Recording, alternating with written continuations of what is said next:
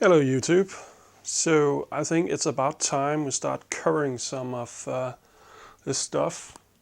I really wanted to be a big focus on this channel. So you see I've got, you'll see it says Commodore up there. But we just adjust the camera here, go up, there's more stuff. Let's zoom out here. And we scroll down. I'll move the camera down. There's more stuff. There's more stuff. And there's another shelf down there. And I've actually got a couple more on another shelf over there. So all in all, I have, I don't know, I haven't even counted them. There's probably 20 Commodore computers plus some various accessories and stuff. So sit tight. I think we're gonna go give a quick overview of the main models that I have here. Go through them one by one, and then you'll probably see them in later videos on this channel. I don't think I want to go through you know, like the history and overview of each single model and stuff, because there's so many other people on YouTube that has done that, like Nostalgia Nerd and 8-Bit Guy and loads of other people. So I don't think that really makes sense, but I have a pretty nice collection, I think, myself. So I think we should go through them. I mean, if I find any specific projects or more niche stuff that hasn't really been done before, or maybe something I think needs some sort of tutorial for newcomers to these kind of computers, then I'll do that in the future. But yeah, so you gotta figure out where to start here, and then I'll see you in my coffee table, and we'll go through each of them one by one. Okay, so the first computer here is the Witxx Color computer. This was released in 1981. It runs the standard, or for the time, for Commodore standard MOS 6502 processor at about 1 megahertz. But it's actually only got 5 kilobytes of RAM, which means it's not useful for a whole lot without a RAM expansion. But what it did do, it was actually despite that it was actually quite a popular computer at the time, and it did set the trend for a few years to come for Commodore in regards to their home computers. The first thing that will be obvious to most people that have seen Commodore computers before is that this looks almost exactly like the Commodore 64, which we'll see in a little bit. It's got the same keyboard and general case design. This one is in quite good condition. It could do with some cleanup, maybe a tiny bit of retro brighting, but it's a tiny bit yellowed, but it's really not bad. And if we look around the sides here, we'll see that on this side we have a joystick port and a power switch and a power in, which would remain there for quite a while on future Commodore computers on this side of the computer. Around the front we don't have anything, around this side we don't have anything, but around the back we'll also find some quite well-known ports to most. This was the expansion port. That's that's special for this this computer. That changed on the Commodore 64, but we have video and serial ports here, which remained. This does not have a built-in RF modulator like the Commodore 64, but instead it comes with a switch box, which I do not have.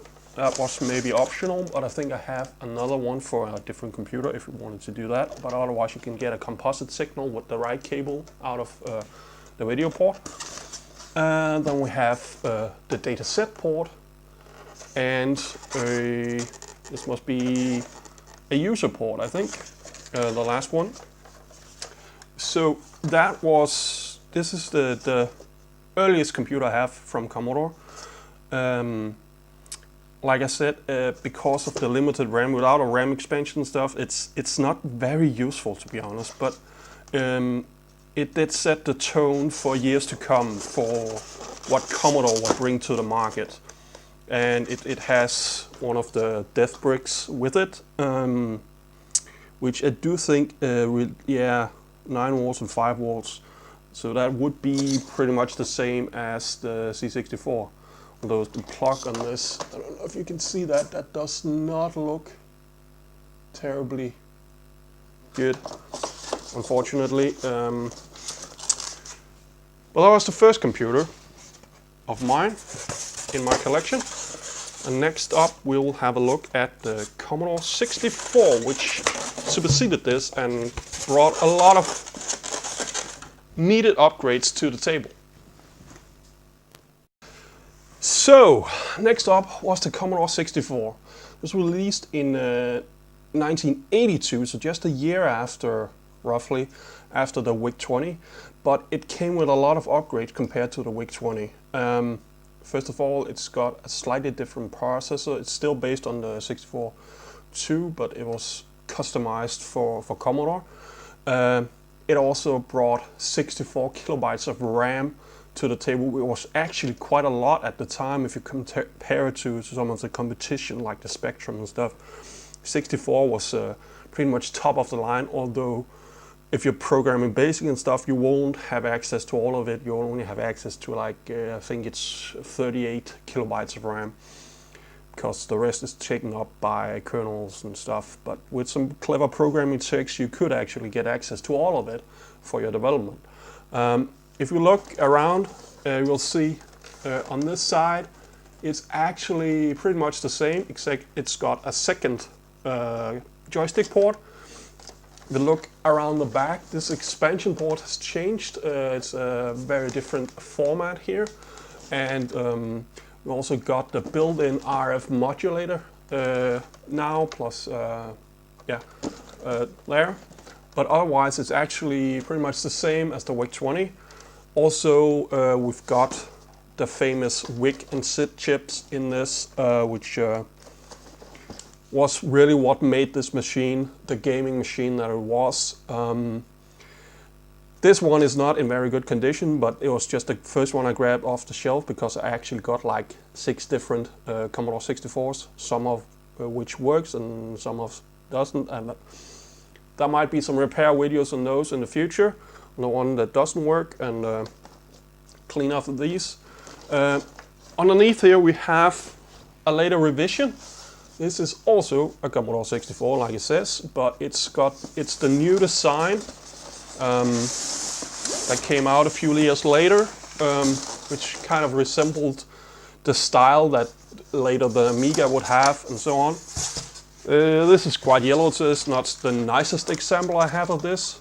You see here they updated the power brick design a little bit. It's still not a good power brick, but yeah, that's how it came to look a little bit later in its life. Internally, it's pretty much the same. They did change some things with voltages on the SID chip, among other things, so not all parts are directly interchangeable. If you're trying to repair one of these, you should be aware of that. But otherwise, if you look around it, it's actually the exact same ports all the way around. There is no difference at all. It's just a design change and then slightly tweaked motherboard. But functionally, it's 100% identical to the earlier models.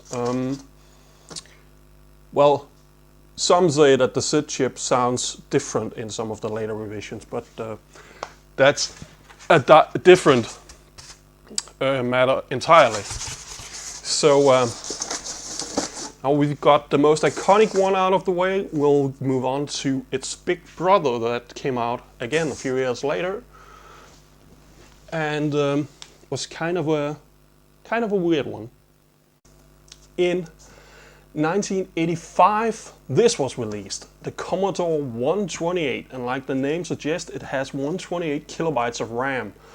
And like it says here on the box, if you can read it, expandable up to 512K, so that was a lot of RAM at that time, at least for home computers. For PCs you could go higher, but that's a different story.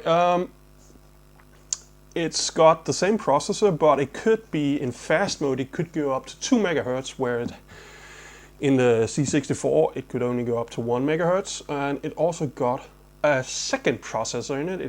It has the classic C80 processor for various reasons. It got an upgrade to basic, and could do 80 columns mode.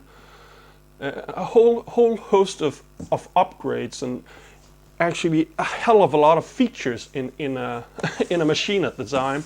You could run CPM, and yeah, it was crazy. And this was actually the first computer that we had at home when I was growing up. Well, not this exact one, but one just like it. So we just take it out of the box here. It's not too interesting to look at, because it's bigger than the C64, but it's got the same kind of wedge design that we saw on the later C64 model and later on Amigas. If we look around here, they added a reset switch right here. So, but otherwise it's the same ports around the back. It's also almost the same ports, except it's got an RGBI output. You need to use that for 80 columns mode. And also it was fully backwards compatible with the C64. You could boot it straight into C64 mode. You would lose all the extra functionality, like a faster processor. You couldn't access all the RAM. You couldn't go into 80 columns mode. It would simply be functionally a C64 exactly, and nothing else. But other than that, it was yeah, it was a very nice machine, and like I said, it had a lot of features. But I think the main problem with this was almost none of the features were really used by end users. I think 99% of Commodore 128s that was sold were running like 100% of the time in Commodore 64 mode, because that was where all the games was, where all the software was everything was on that platform. And this, yeah, it added some features, but I don't think it saw a whole lot of use for most people. But it had a different model as well. This one.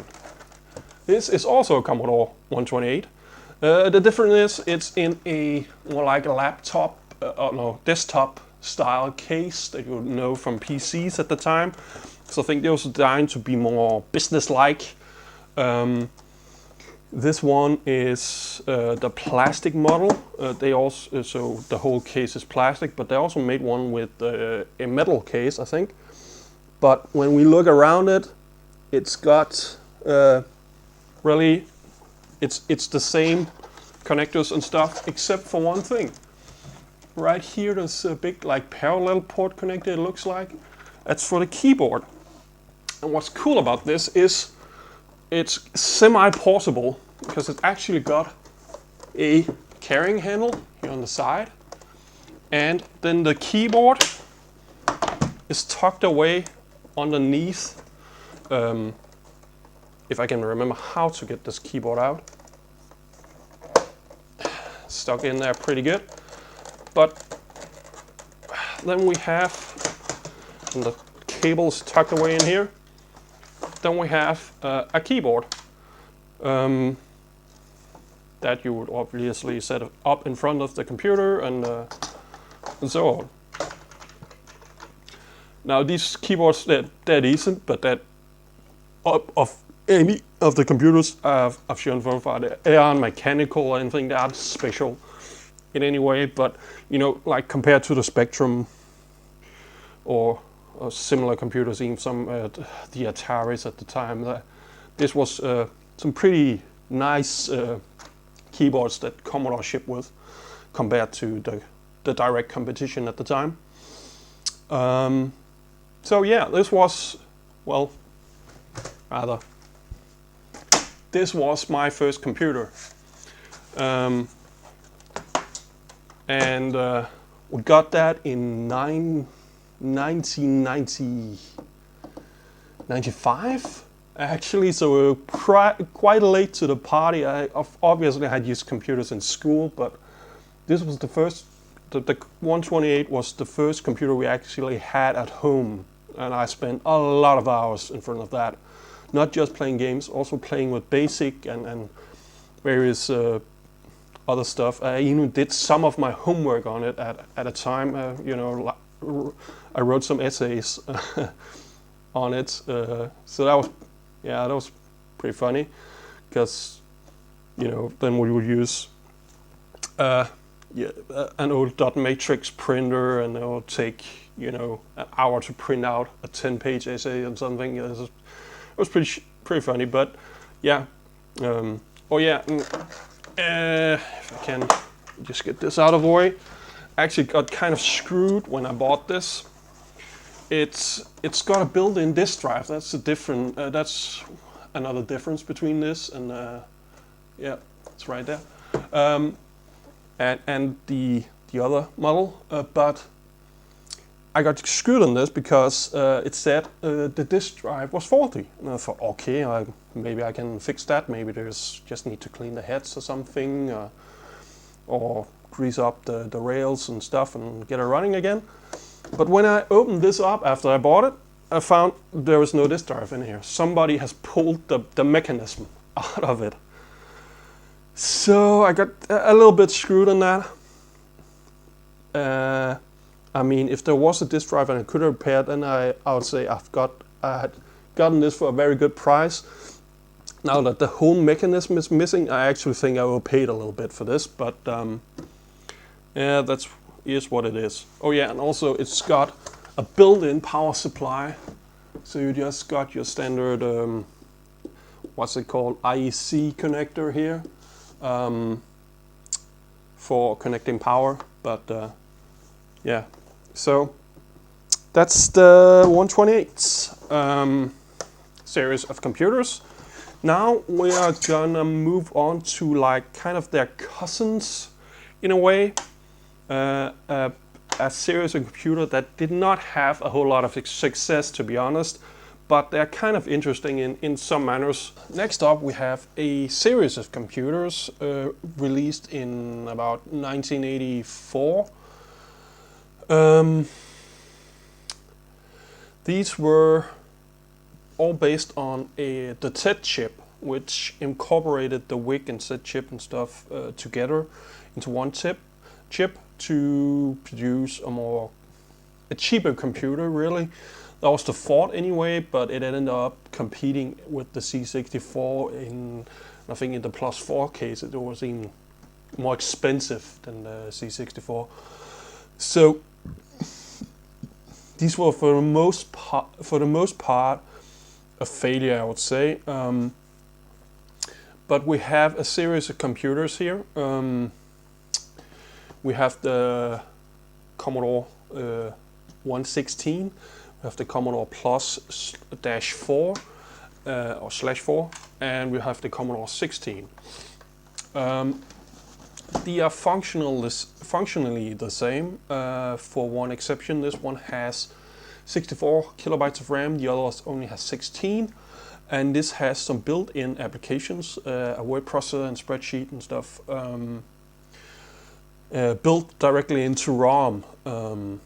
So that could be a good feature for some, I guess. But if we have a look at the actual computers here, you see this one has the that's the 128. No, 116. Sorry. It's got a power switch here. It's got a reset switch and a power in. That's a different configuration than we've seen on previous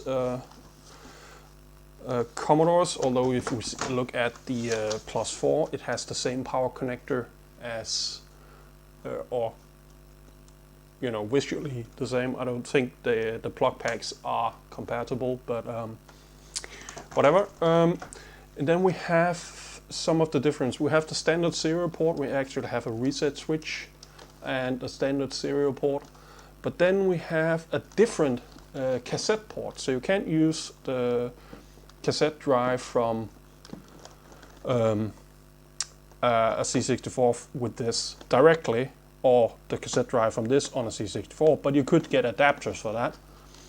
And next up we have the memory expansion port, and that's a bit special because this wasn't just a memory expansion port. It allowed to connect a special disk drive, which was the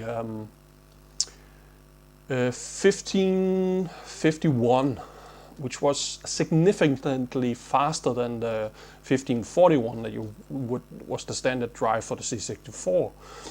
So that was a nice feature, but that's extremely hard to come by these days, at least in good working condition. They are very expensive because they didn't sell a whole lot of those. And then we also have these two here.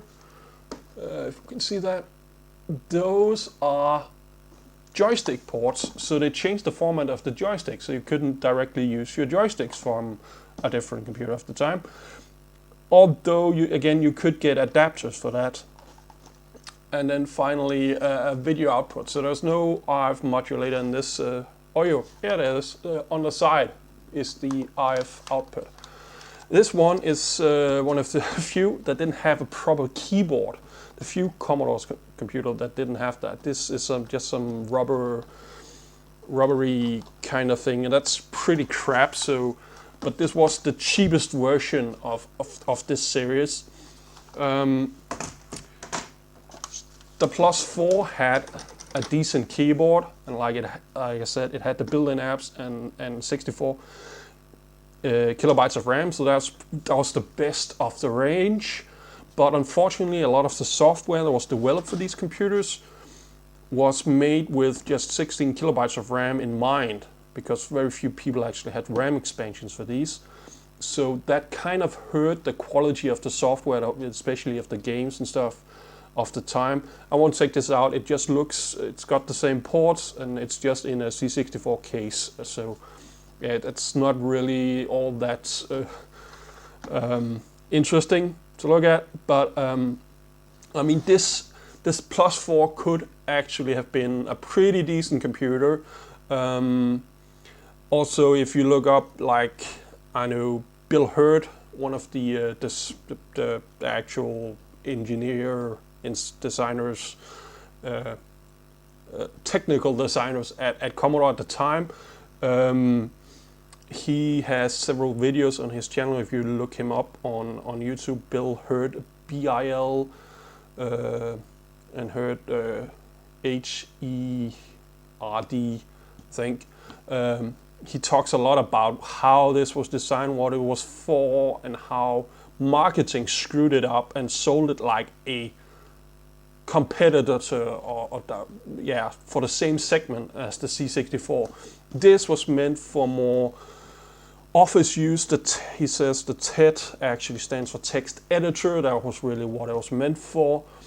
And then the C64 was, that was the games machine.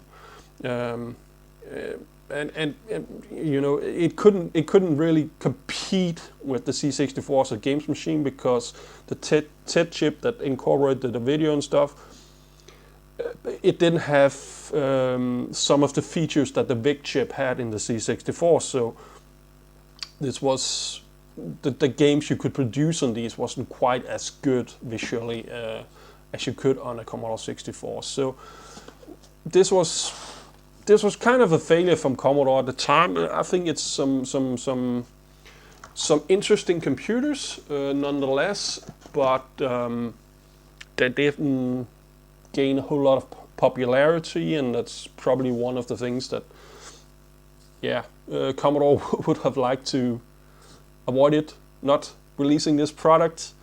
And you could say you had the 128 a year later also released, and there was a lot of stuff going into this segment at around those years. But that's the last of my 8-bit computers from Commodore.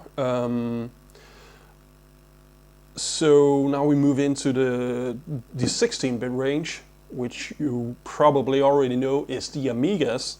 But first I would probably like to show you, no, I'll just tell you, I have some peripheral for these. I've got data sets, joysticks, various cartridges like fast loaders, and SD to IEC, which is a modern disk drive replacement, and I've got disk drives. And I've got a dot matrix printer, so especially the dot matrix printer, I actually found I could get new ink ribbons for that, even though it's it hasn't been produced for 35 years. But I found a place where I could actually buy new ink ribbons for that. So I'm actually planning on doing a video on that specifically because it's a dot matrix printer, and I think most people younger than me, I'm 35 or 45, sorry. 34, I meant to say. God damn it. I think most people younger than me, younger than 30, they have no idea what a dot matrix printer is. They know inkjet, they know laserjet, they know maybe the heat printers that you get in supermarkets that prints out your receipt. But a dot matrix printer, I think a lot of people have no clue, younger than 30, have no clue what the hell that is. You know, I looked it up online. They're actually still being produced by a few companies. I think Epson still makes some dot matrix printers stuff, but for home use, they're not a thing anymore. So I actually want to show that in action. So I'll save that for a later video. And then we'll move on to the Amiga range of computers. Here we have the Amiga 500. This was released in 1987. It was actually not the first Amiga. The Amiga 1000 was released a little while earlier. But this was the first one that really got success, and it's recognized by most people today. We did have one of these. I think we got it in 1996 or 1997, so like 10 years after it was released, we got one. And this one is pretty nice. It's got pretty much all the accessories and stuff with it. Although it's not in perfect working condition. I think there's some problem with the disk drive, and it did come with a RAM expansion, which unfortunately was dead. It had a battery on it, a real-time clock battery, I think, and that had leaked and corroded some stuff, so that's unfortunate. But let's have a look at the computer here. If I can get it unpackaged. So if you look at it, you'll see that it kind of resembles the shape of the Commodore 128 and the later C64 models. It's got a Motorola 86,000 chip.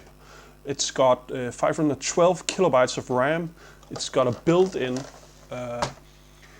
3.5 inch, or is it 3.25 inch? I don't remember. Floppy drive, you know, the standard thing you would have at the time. Obviously, some graphic chips and stuff that could do some stuff that like the direct competitor to the Atari at the time couldn't quite do. So it was quite nice in a lot of ways. Decent keyboard. We've got the addition of the actual numpad here and stuff, and we've got an arrow key configuration that makes sense. I didn't point it out on the other computers, but up until now, this is the first time I think we see like an actual modern arrow key arrangement. So if we have a look around, first down the bottom, we have an expansion port where you could plug in a RAM expansion, like this one came with. Unfortunately, like I said, that was dead. There's another expansion port here on the side where you could get various stuff. You can actually at some point get, I think, a hard drive to plug in here and stuff. And the disk drive over on this side. Except for that, everything's on the back. So if we move on to the back, we have two joystick ports. We have left and right audio, and next up is, let's see, an option for adding a second external disk drive, so you could add several disk drives. I think you could actually daisy chain them, so you could add off to, including the internal one, 4 in total maybe, not sure. We have a serial port and a parallel port. Parallel port would mainly be for printers. Serial port could be for communication with other computers and so on. And we have the power input. And let's see, we have the RGB video and a mono. So the mono, I'm not actually sure if that's a secondary. Because we have the left and right audio over here. Then we also got a mono plug over here. So I don't know if those are both sound. I'm not actually sure. I've never used that over here. And then we had an external RF modulator. That looks like this. This actually plugs into the video port over here. And then you have the RF out. So it didn't have the modulator built into the system. It came externally. And I don't remember ever using an RF modulator like this. And I think some of the latest might have had it built in actually, I'm not sure. But what I would use would be the video port and then to a SCART port on the TV, so no RF. The video, the quality on this is crap anyway, so you wanted to avoid it if you can. So that was the first Amiga I have. A few years later, something different came out, an upgrade of sorts, or actually quite a few years later. And actually two computers came out fairly close to each other that kind of didn't make too much sense at the time, but we'll have a look at those. In 1992, the Amiga 600 was released. This was actually meant to be a cost-reduced version of the 500 mainly, to sell to the low-end market, and then they had something else we'll come to in a little while in the pipeline that was for the high-end market. But it ended up being packed with features that meant it wasn't really all that cheap. But if we have a quick look at it, you see it's a smaller form factor. We do not have the numpad here, but it's a nice small form factor actually. It's got a more aggressive wedge on it, and it's quite nice to use, really. If I just clean this up, we might be able to see a little hint at one of the features they added. You probably can't read that, but the bottom one says disk, and the one above it says floppy, so those two are separate. That meant it could actually take an internal hard drive, which was a nice addition. You could only do that in the tower models of the Amigas at the time until this one. On the 500 you could get an external one that plugged into the side. Also, it came with the same Motorola processor, but it was upgraded to 1 megabyte of RAM as standard. You could also get an Amiga 500 Plus before this that had the upgraded RAM.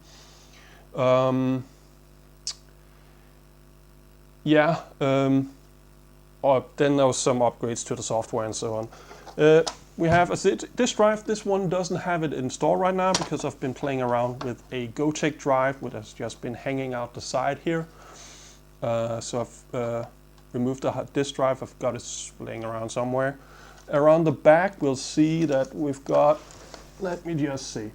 We've got disk drive, serial port, parallel port, video, audio, a separate composite plug.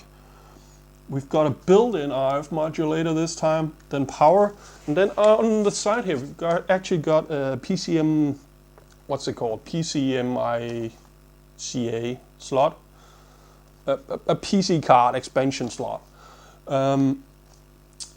which you could use for various things. You could get RAM upgrades. Could even get network cards and stuff, but the problem is this card thing was quite new at the time, so it wasn't until a few years later that you could really get a lot of accessories for this after this was actually discontinued. And the problem with this model at the time was it ended up being quite expensive because they'd added this slot here, they've added the capabilities for the internal hard drive. They've, I think they even upgraded the chipset some to actually have not just a cost-reduced version. It actually has a few more features. So this was quite, and this one doesn't actually have any screws in it, so we can actually take a quick look inside. Well, if I can, so that's what it looks like. The hard drive would connect on this connector, I believe, and then we have this card slot here, and we also have an expansion slot in the bottom here, like we had on the 500. It's quite a bit, it's smaller, so what you could plug in here is a bit more limited. I don't think that the connector is not, the connector is not the same even, so you would have to get peripherals specifically for this model. But let's see. Actually, maybe has no. It's called Junebug, the revision here. I don't think. I'm just wondering if there was a manufacturing date, but I can't immediately spot it. Anyway, that was the Amiga 600, and I quite like it. At least the looks of it, the form factor. I think it's a very nicely designed computer. It doesn't take up a lot of space on your table, and yeah, it's quite nice. The problem was, like I said, they added a lot of features, so it shot up in price, and then not too far into the future, something else happened. Just about 6 months later, or maybe not even that, still in 1992, the Amiga 1200 was released. This was, we have this back, it's got an upgraded chipset, a slightly faster processor, actually it's twice as fast of a processor. It's got 2 megabytes of RAM, double the RAM as standard. It's got all the same features with the card slot on the side and the option for an internal hard drive. And that made, that just kind of meant, okay, that the 600 was cheaper, but it was not cheap enough because of all the features they added. And this was just a much better computer. So the 600 kind of lost its reasons to exist at the time, because this was just a much better computer. If we look around it, I mean, there's not a whole lot to say more about it. It was just all around better.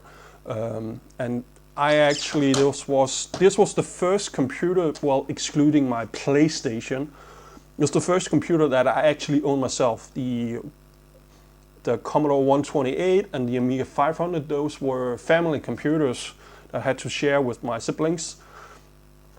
While this was the first computer that I owned myself, that would have been in 1998 or 1999. I bought one of these used, and I spent so many hours playing on this.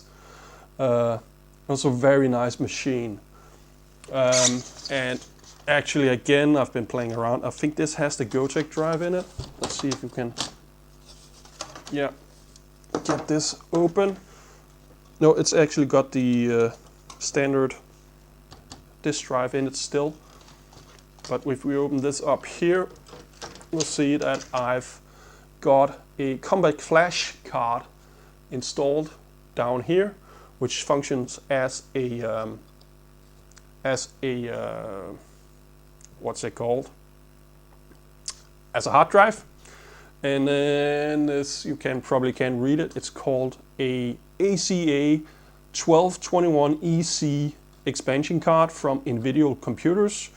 It adds adds extra RAM, even faster processor than the stock one,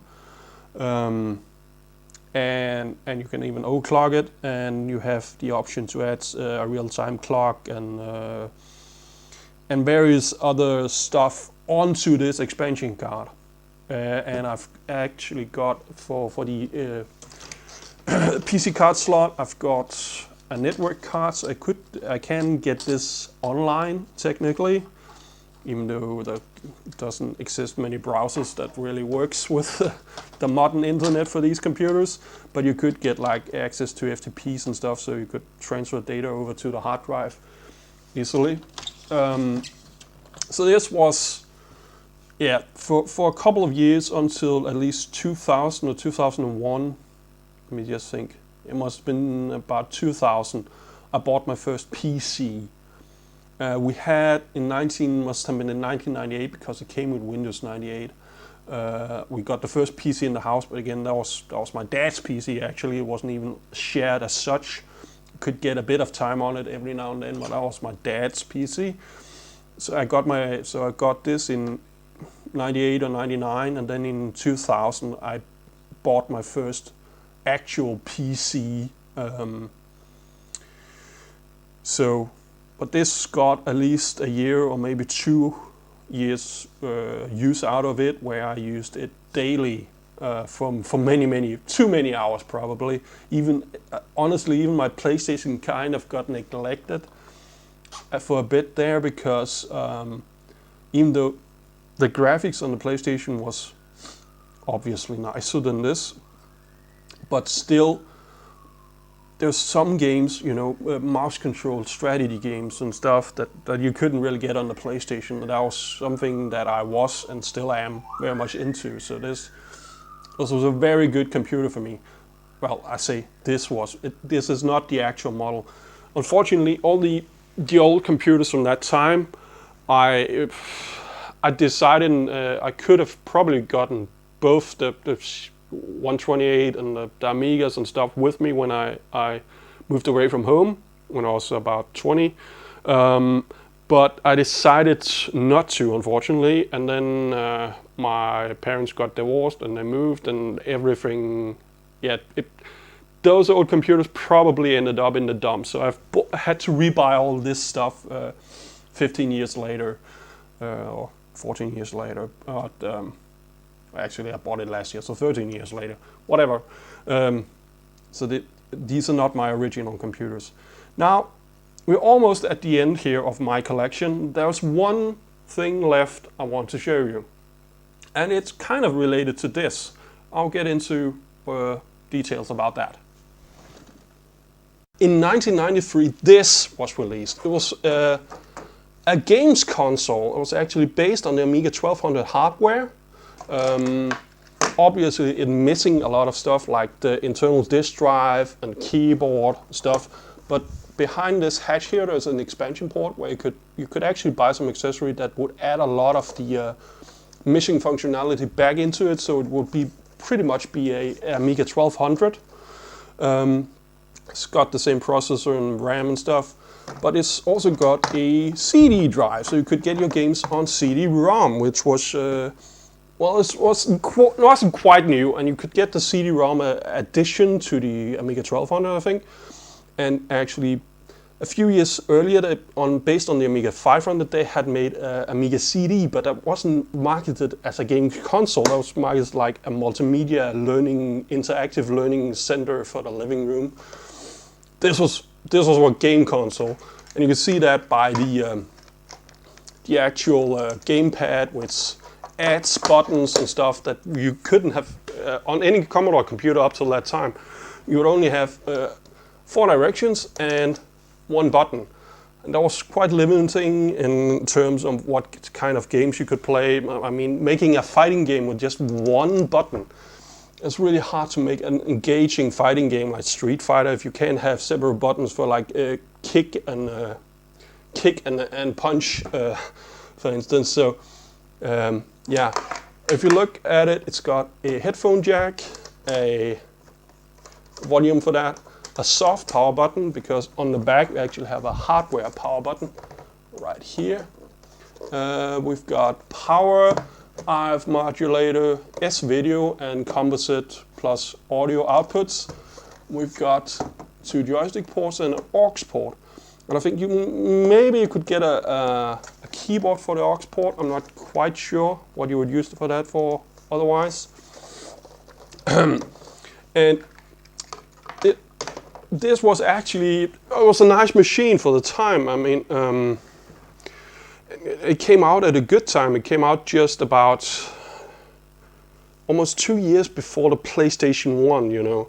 So it would have a nice market there where it could have more or less dominated. There was some competition, but like the Atari Jaguar was out about the same time, I think. So there was some competition, but you know, the Japanese console makers were a bit behind in terms of the hardware at this stage. If this had really got going, but the problem was already at this point Commodore was in trouble financially. That they didn't really have the budget to market this, and so it just kind of ended up being yeah, it never really got the market share that it deserved. And yeah, but it was the first console that made sense from Commodore, because they actually hadn't made one console earlier. They had made a console based on the Commodore 64 called the C64 GS, Commodore 64 Game System. But that was a massive failure because they made some really stupid decisions, and you could kind of argue this could have been a bit smarter if they'd added a disk drive at least. So you could load your floppy-based games for the other Amigas onto this. That would have made this a bit easier to sell, I think. But the C64 GS, it didn't have a keyboard. It didn't have the option to add a disk drive or a cassette drive or anything. You could only play games off cartridges. And first of all, cartridge games are more expensive than tape games and disc games. And you're kind of limited what you could do. You couldn't do progressive loading and stuff. So yeah, that was a bad decision. But this machine made sense. Anyway, that's actually the last of my Commodore computers. I'll just move this out of the way, and then we'll have a quick talk about what I'm missing from my collection and what I would like to add. So be right back. Time for some FaceTime. So you've seen all my computers in my collection. Some of you, if you know a lot about Commodore history, you'll already know some of the stuff that's missing. Obviously, we all go all the way back. First of all, there was the Commodore Kim, which was actually made by someone at MOS, and then Commodore bought MOS, and that's very, very rare. It's not really useful for anything, to be honest, by modern standards anyway. So I'm not too interested in getting that, but that's the first one. Then there was the pet series of computers, which I would very much like to get a pet. I just want one from from that range of computers. It later turned into the CBM line of computers, as far as I know. So that's one thing I'm missing from my collection. I would very much like to get a pet of some description. Then, if we move on a little bit, there are some variants of the C64 that I do not have, like I told you about the game system, the GS console. I don't really want that because it doesn't make sense, and it's hell of it. It's so expensive these days because there wasn't produced a whole lot of them. Then there's the SX, which was the executive version of the Commodore 64, was actually a portable one with a little built-in CRT and built-in disk drive, and then you could take it on the go. It didn't have batteries, so you need to find a plug to plug it into, but it was all in a box with a handle that you could take with you. That's quite nice. If I find one in that I think I could, I probably wouldn't pay full price for one in good nick, but if I could find a something that needs refurbishing for a good price, and I think I could save it, then I might pick that up. There was the Commodore Max, was only released in Japan, and it was actually kind of the predecessor to the C64. It had, I think, it had the SID and the VIC chip in it from the C64.